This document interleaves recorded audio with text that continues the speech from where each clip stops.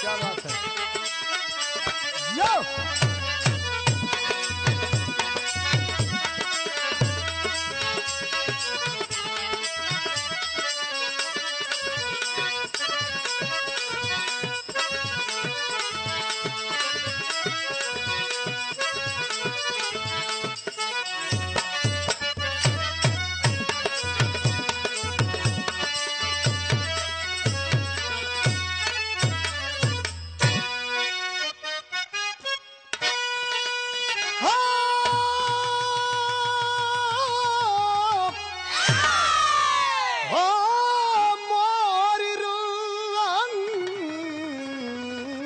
हो राम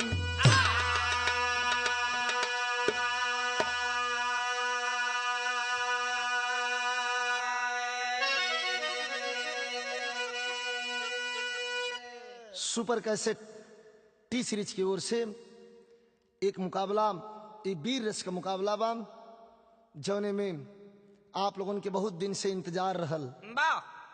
विजय लाल यादव और बालचरण यादव। देखा बालचरण भाई, ये वीर रस का कसौटी हमारे गुरुजी रामदेव गुरुजी की कसौटी है। कैसे लाल?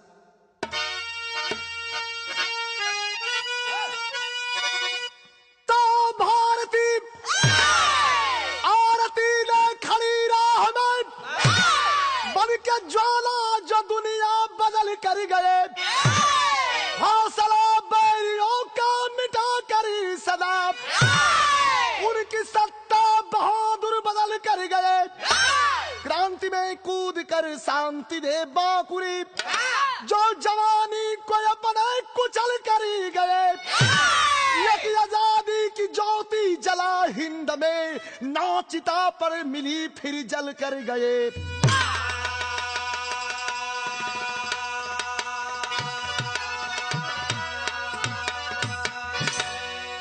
एक आजादी की ज्योति जला हिंद में, नाचिता भी मिली फिर भी जल कर गए। ब्रिटिश गवर्नमेंट के व्यवस्था के तहत का इतिहास आपने पढ़ा और सुना, कलाकार साथियों ने गाया भी, लेकिन एक ऐसा इतिहास हम आपके सामने प्रस्तुत करते हैं जिसमें एक पारंपरिक कहानी भी होगी। जरा गौर करेंगे, वीरों की परिभाषा, वीरों की पहचान क्या होती है। एक लाइन गजल का अंदाज लगल, और ये गजल में भाव कुछ ऐसा है, किसी शराबी को शराब पीने की दावत मिली। वो कैसी शराब है? वो कोई ऐसी तैसी शराब नहीं है, महुआ की दारू नहीं है, इंग्लिश नहीं है, पाउच नहीं है, नूरे नबी के दरबार की दारू है। उसने कहा, क्या कहा? क्या कहा?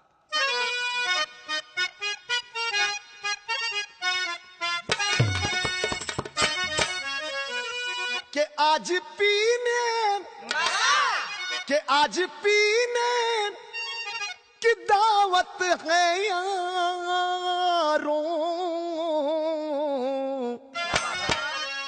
कि आज पीने की दावत है यारों, चांद पर बैठ कर हम पिएंगे, आज पीने चांद पर बैठ कर हम पिएंगे,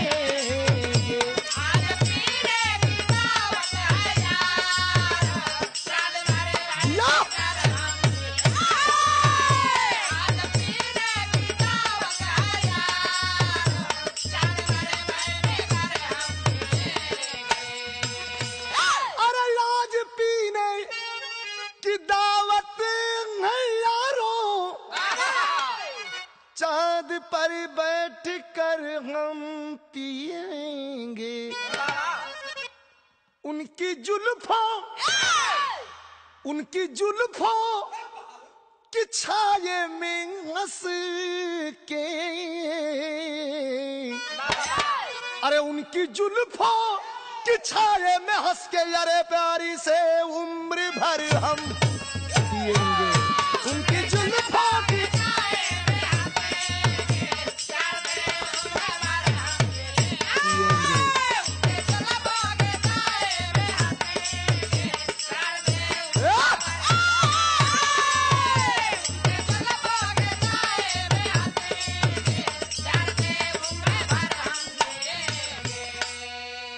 लेकिन जवानों के कण-कण से हिंदुस्तान के सरजमी से आवाज आती है कि हम जान दे सकते हैं लेकिन देश तुम्हारे हवाले नहीं रहने देंगे।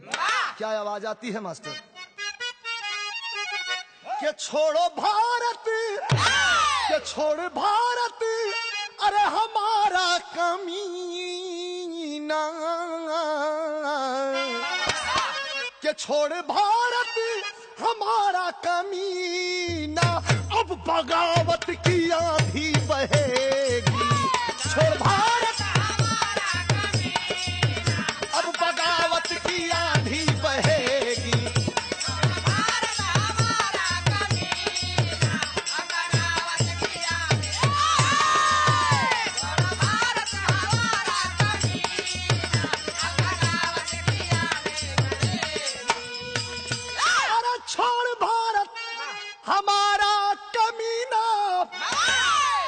बगावत की आंधी बहेगी। है बपौती, है बपौती यहाँ ना तुम्हारी, है बपौती अरे यहाँ ना तुम्हारी, की तेरे लोहू की होली जलेगी। है बपौती अरे तेरे लोहू की होली जलेगी।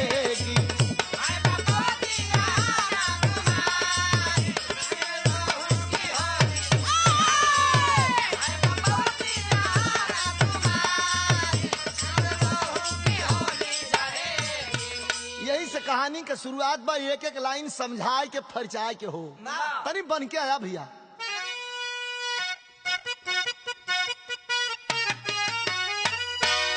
कि अरे वीरों का वतन ये भारत, फौलादी जहां की माटी, कोने कोने में उछले जहां वीर घराना खाटी, खंभार का रहने वाला शेखावत सपूत सच्चा, चंदन चंपक दो बेटा,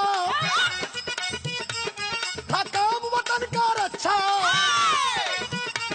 चंदा की छुट बढ़ाई, कुछ कुसंगत में आया, अरमान किया वो ऊंचा, डाकू का संग वो पाला, बेटे की चाल को लख गई, शेखावर वीर दिलावरी, तुम नाम डुबाने आए, झट घर से किए हैं बाहरी, बन पहलवान वो चंपक, जब रंगत भरी जवानी, रोबीली ऐठन लेकर चढ़ गया बदन पर पानी, घर से बाहर हो चंदन, वो बहन के घर पे आया, दुचारी बहन है गीता, न सरल वहां पर पाला,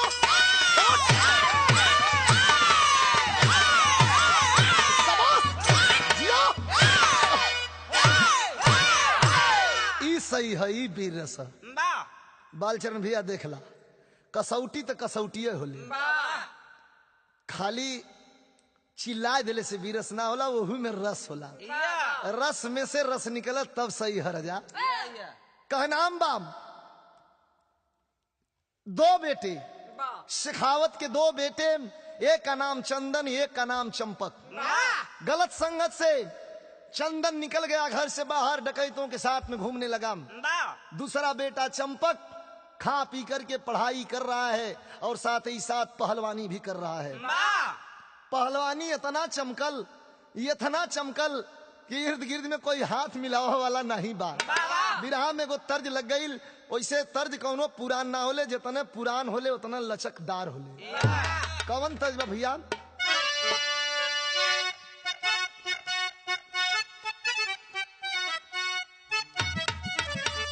हमरे गुरु जी गावन कि अरे हमार पाजेब राजा ही राजणुद।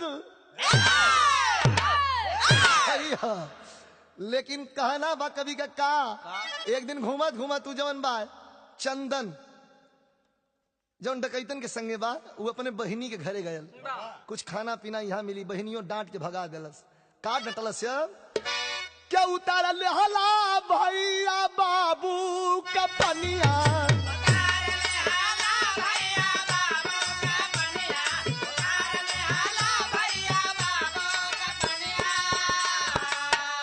कहा कि अरे उनकर बुढ़ैया, अरे उनकर बुढ़ैया बिगाड़ देहला की उतार लेहला भैया बाबू का पनिया।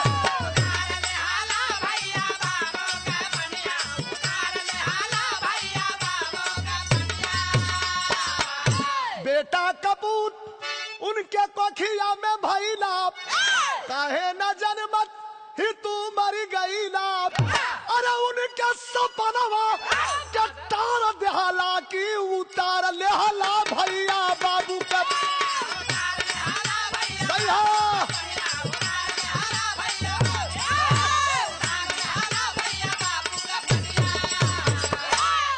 सपूत बेटवा हो तो जिये, कपूत हो तो सरवा जन्मते मर जाए। बाबू का इज्जत खराब कर दिला, तई बियाह में तर्ज लग गई बा। कैसे? अरे बहिनी के घरवा सरनिया न पवले, उदास मनवा नानी औरे में गईले,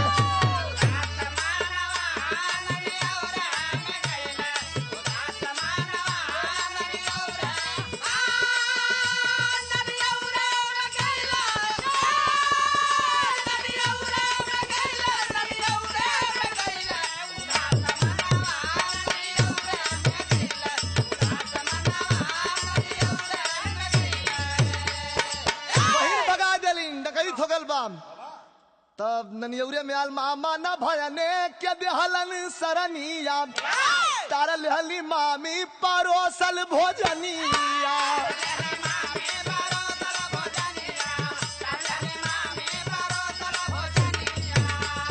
अरे होई के लाचार, क्यों होई के लाचार, वही बिहार वही में गईले। उदास होके वही बिहन का डगर फिर पकड़ लेला। अब कौनो जगह नहीं मिलल, बिरहा में फिर तर्ज एकदम फिर घचघचावे वाली लग गई मास्टर। घचघचावे वाली का मतलब लोगों ने अर्थ मत लगाया, गवैयन के जौन बात उन सीने का बल पर लगाला। कौन तर्जबान? अरे झूला नीरा का गुजावा, अरे टूटल यो रोजो, जवनिया में गड़िया छूटल या राजा,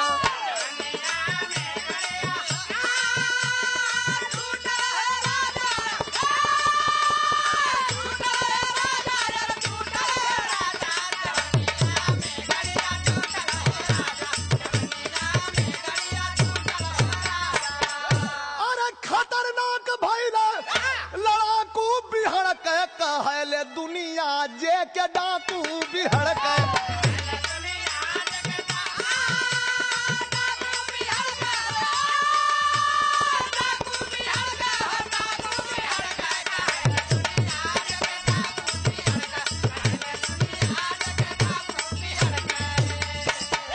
घर भगौलस, रिश्तेदारी भगौलस, बहिन भगा देलिन, सब भगौलस। तो फिर बिहड़ में चल गयल। और दूसरा लड़का जवन चंपक बा, एकर हालत का बाकी चंपक का चमकल हर पहलवानी, आ रोकले रोकाया ना जवनिया के पानी,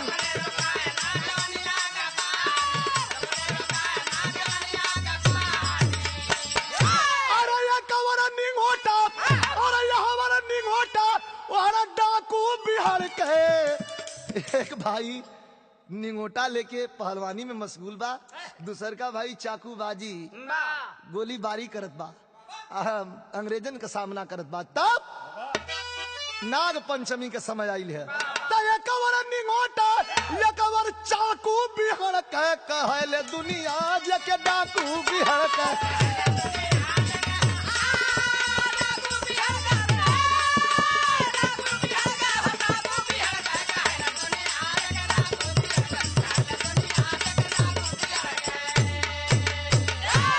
नाग पंचमी के दिन यार 7 साल हो गए भगले, 7-8 साल में बड़ा बढ़िया डाकू न हो गल बाप। कितना बढ़िया हम बताई, डाकू बढ़िया होतन नहीं, लेकिन खूब परिपक्व हो गल अपने काम में। तब कहना बा नाग पंचमी के दिन मास्टर ना ना ना ना ना रजा तनी बढ़ क्या बा। अरे तयाई नाग पचैया जुटलन, अरे पहलवानवा हो जवनवा, अरे भारी कैलैला नवाना, पहलवानवा हो जवनवा, भारी कैलैला नवा।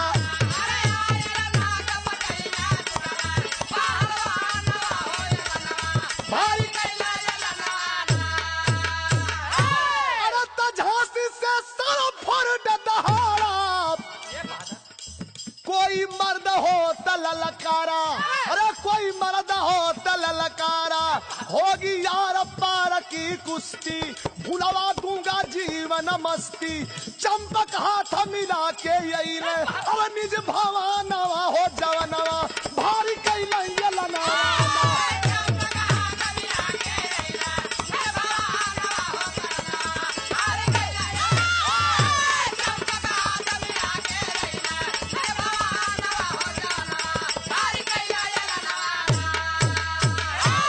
चंपक हाथ मिला लिया।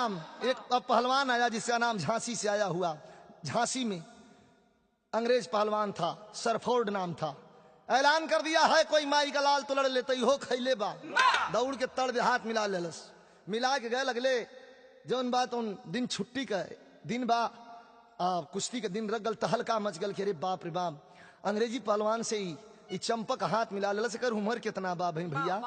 तब कवि जी लिखा था कैसे के गोदिया बिठाई के मैं दूधावा पीड़ावाली हो, अरे दूध का की मातिया चुकाया हो सुगनवा, सिंदूर के कसम हो सिखावा दुल्हनी जाता, अरे रखिया के लाज जनी भुलाया हो बीरनवा।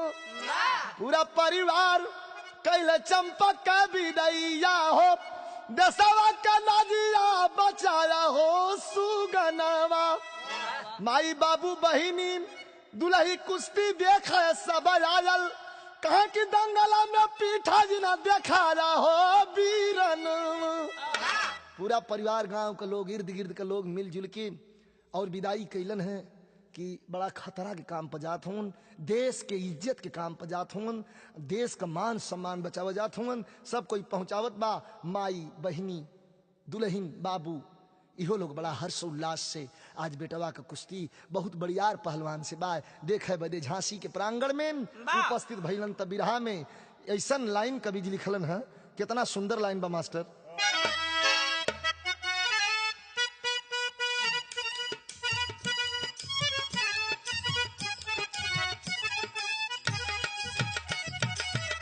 हथवा मिला के चंपक खींचना सामनावा, हो खड़ावा बिचावाना, अरे हो खड़ावा बिचावाना, भाग फोरना बे मनवा, हो खड़ावा बिचावाना।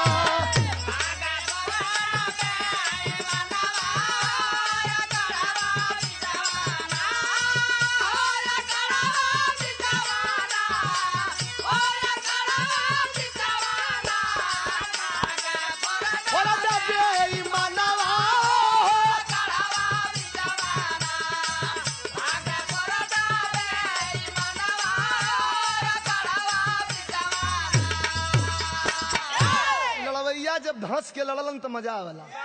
अंजाद चंपक के लगल भागे 10 मिनट का समय निकल गई, 5-6 मिनट बचल बा।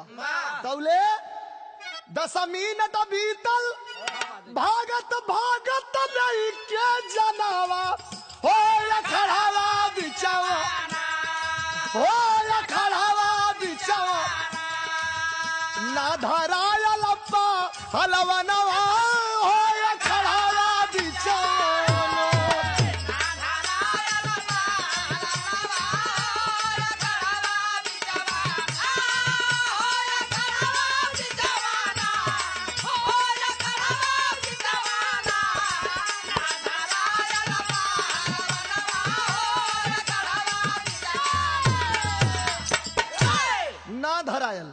तौले चंपक का दुल्हन ममता बगले में बा, ई दुल्हन बा, इशारा करते हैं कि चंपक का दुल्हन ममता गरा जलता उन्हें छनावा हो या खड़ावा अरे हो या खड़ावा बिचवा काकू करला सजनवा हो या खड़ावा बिचवन का करत हुआ आए 10 मिनट तक अब वहीं बच गए, अब भागत बा तेकर मतलब बरोबरी पर छोड़ी बा।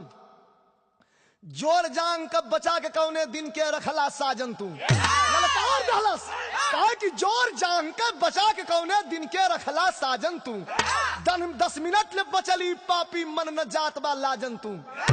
सुना 10 मिनट तक बच गल, 10 मिनट ले बच गल ही पापी तब मर न जाता लाजन तू। खींच ला धई के अखाड़े में तोड़ा जहर से पावा तू, दूध या सिंदूर राखी के राखीना आज बनावा तू। एक कमांडर पकड़ लिया ममता को बात सुनाई दिया, नंगी कर दो साली को इस जलसा में फरमाए दिया। ये कौन औरत है जो पहलवान को सिखाती है, पकड़ लो साली को नंगी कर दो। इशारा कर दिया अंग्रेज, जब इशारा कैले स तौले तरे बाप रे बाप, कवि के लेखनी देखा ललकार के इशारा करत बा। कसौटी पर जवानी चढ़ गई, कसौटी पर जवानी चढ़ गई, ये कवर देश ये कवर सेनूर देता चुनौती अरे चुनौती अरे चुनौती।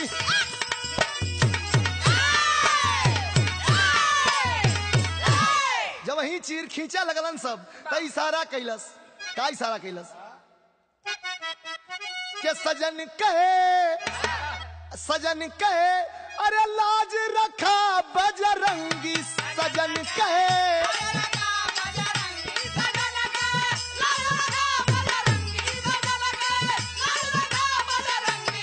सही हो।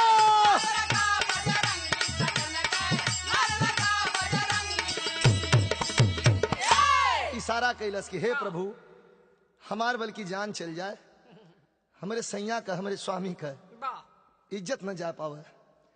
ए भैया तौले संकेत कवि लिखल है कैसे का कि खींचा सिपाही एक अगला खींचा सिपाही एक अबला का सारी चढ़ा है अखाड़े पर चंदन दहारी।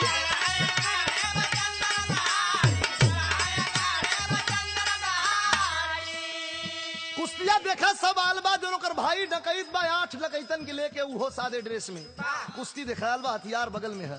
देखलस की तो हमारे भाई लड़त बा भौजैया बा, अब भौजैया के सड़िया खींचत हम सब अब कौन दिन रात के हम जिया। तो इशारा कैलस का इशारा कैलस अरे छिप कर करो था दंगल देखने को साथे में ले 8 संगी वतन के लाज रखा बजरंगी सजन के।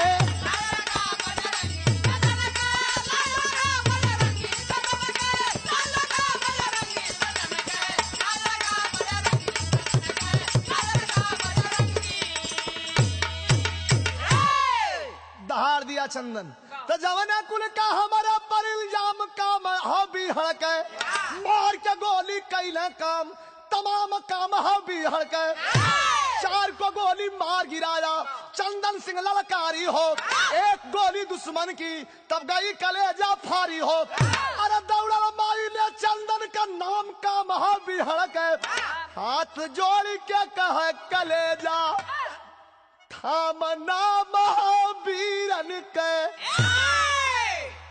सिपाहियों अपने साथियों के साथ गोली चलाना शुरू कर दिया। जब ही एक गोली चंदन की कलेजे में लगी माँ दौड़ देती है, आखिर माई तो माई है भैया, दौड़ देती है माँ, अरे भाई लाल गोली हमारे बेटवा की लग गई। बेटवा डकैत हो, चोर हो, चाहे डीएम हो, चाहे कलेक्टर हो, माँ के लिए बेटा तो बेटा ही होता है। बाबूजी जब ही माँ दौड़ती है तो कहना बा मास्टर एक मिनट माई रुक जाया। इशारा करत गिरल ह का इशारा करत बा कि अरे अपने मन करा जा माई बन के हम जियली तो लोग का सपना हम कई देहली बेकार।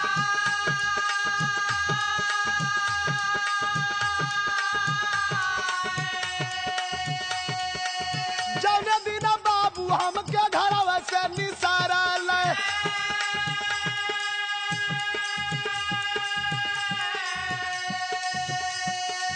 रोकलू न मारी तू ममता के विसार अरे भौजी न दिहली हमके देवर का दुलारावा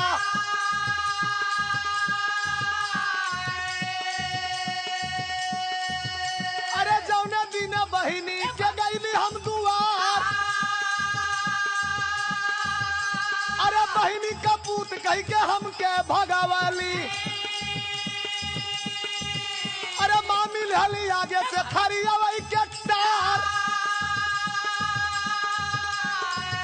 अरे 4 दिन का भूखल हम बिहड़ा में गईली अरे माफ करिया बाबूजी गलातिया हमार अरे पूरा परिवार से हमारी अरजिया अरे केहू जी ने छुईहा बदनिया हमार अरे लाश मोरा धरती में जनी दफनैहा अरे कहे से कि धरती पर नंबर अधिकार कहा पानी में बहा दिया मोरे लसिया के अरे चली जाई सागर में वतनवई के पार अरे सब कर कलंक हो मिटाई गयल जगह से अरे जलसा बनाई लिया जाय के दुआर अरे चंदन का पड़ल अपने भैया पर नजरिया अथवा के जोर कहा अखिया पसार बोला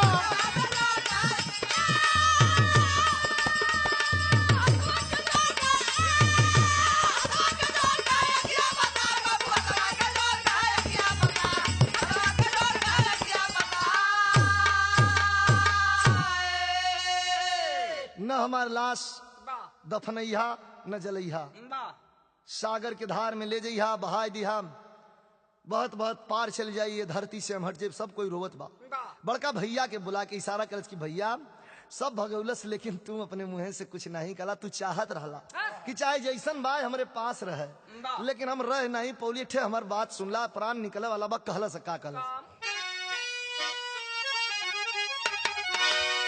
अरे बड़का भैया बिना में जिला लियावा गम के ये कबर छाती से बीरानावा लगावा हम के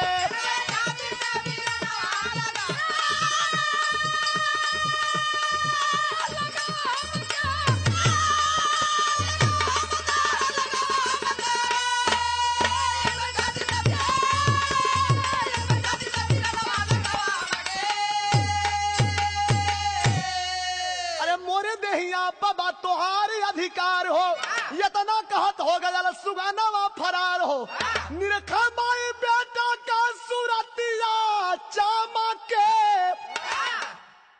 इतने में क्रांतिकारी जवानन के पता लगल त जुटल क्रांति टोली भाग चले दुश्मनवा चंदन से बा चंदन नगर झांसी दरा में नवाब फूल कबर में सोया जकर खुशबू गम की ये कबर छाती से बीरानावा लगावा हमके